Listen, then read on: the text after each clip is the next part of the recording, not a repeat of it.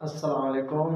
आज हमारे पास third chapter का 3.9 न्यूमेरिकल और 3.10 न्यूमेरिकल है, यानी दो न्यूमेरिकल की स्टेटमेंट मैंने वाइट बोर्ड पर दर्ज कर दी है। तो हमारे पास 9 न्यूमेरिकल में क्या कहना चाहता है, वो कहता है how much force of friction between wooden block of mass 5 kg horizontal marble floor, the coefficient of friction between would and marble 0.6। वो कहता है कि हमारे पास एक लकड़ी का ब्लॉक है जिसका मैस हमारे पास कितना है बेटा, 5 किलोग्राम है।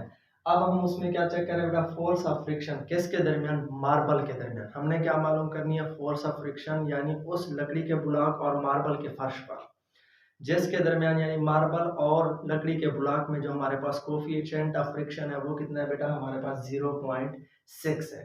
तो हम बढ़ते हैं अपने क्वेश्चन की तरफ। 3.9 है तो यहाँ पर आप दर्ज करते हैं 3.9।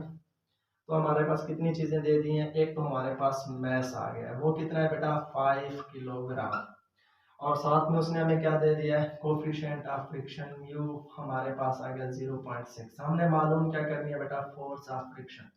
तो आपने और कुछ नहीं करना, यहाँ पे सिंपल फ्रिक्शन वाला आपने फार्मूला लगा देना है, F is equal to mu M G. तो जी आपके पास ग्रेविटी है, एम आपके पास मैस आपको दे दिया गया है, कोफिशिएंट ऑफ फ्रिक्शन की वैल्यू भी आपको दे दी है। आपको पता है जी की कीमत 10 मीटर पर सेकंड क्या होती है बेटा, स्क्वायर होती है।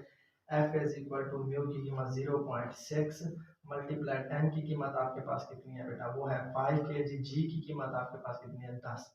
पॉइंट हटाया, बटे में आ गया 10, 10 के साथ 10 गया, 5 6 हमारे पास आ गया बेटा 30।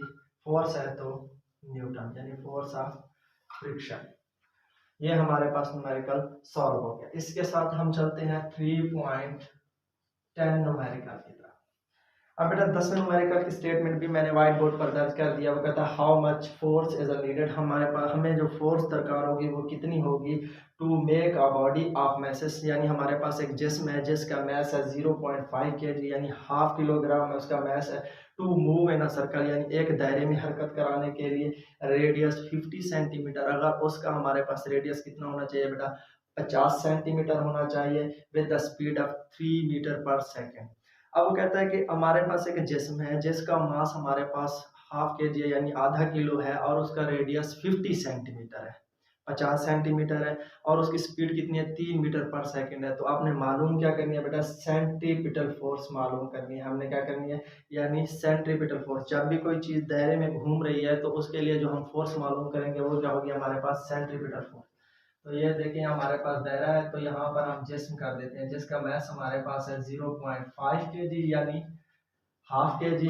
तो यहाँ से यानी ये उसका सेंटर, ये रेडियस हमारे पास आ गया 50 सेंटीमीटर। ठीक है बेटा। अब हमने मालूम करनी है इसकी जो स्पीड है वो हमारे पास कितनी है, वो है 3 मीटर पर सेकंड, यानी स्पीड भी उसने बता दी है, जिस्म का मैस भी उसने बता दिया है, और साथ में उसने क्या बता दिया है, रेडियस बता दिया है। तो आप यहाँ पर लिखेंगे मैस आपके पास है 0.5 kg, और आपके पास स्पीड यानी v कितना है बेटा, 3 मीटर पर सेकंड, साथ में उसने क्या दे दिया है, रेडियस r, वो है 50 सेंटीमीटर। जब आप इसे मीटर में तब्दील करेंगे तो 50 डिवाइड यानी 50/100 कर देंगे, एक सिफर के साथ एक, 0.5 मीटर हमारे पास क्या आ गया बेटा, रेडियस।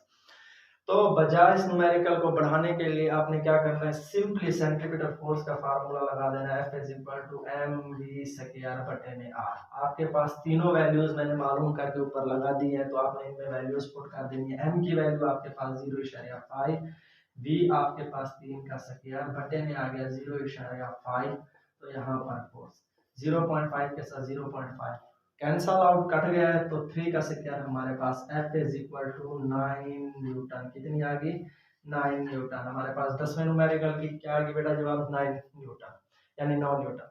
ये बेटा दोनों के दोनों न्यूमेरिकल बहुत ही इंपॉर्टेंट है, कई दफा पेपर में आ चुके हैं, तो इसलिए मैंने इनका मेथड और टेक्निक इतनी आसान रखी है ताकि आपको समझने में भी आसानी हो और आप इससे हेल्प भी ले सकें अच्छे तरीके।